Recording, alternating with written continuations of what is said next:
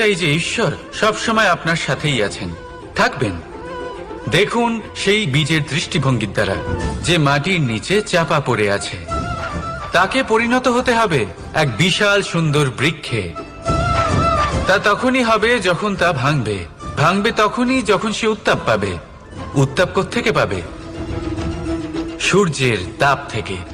সূর্যের তাপ থেকে ধরিত্রীও বাঁচতে পারে না, তাকে তা সহ্য করতেই হয়।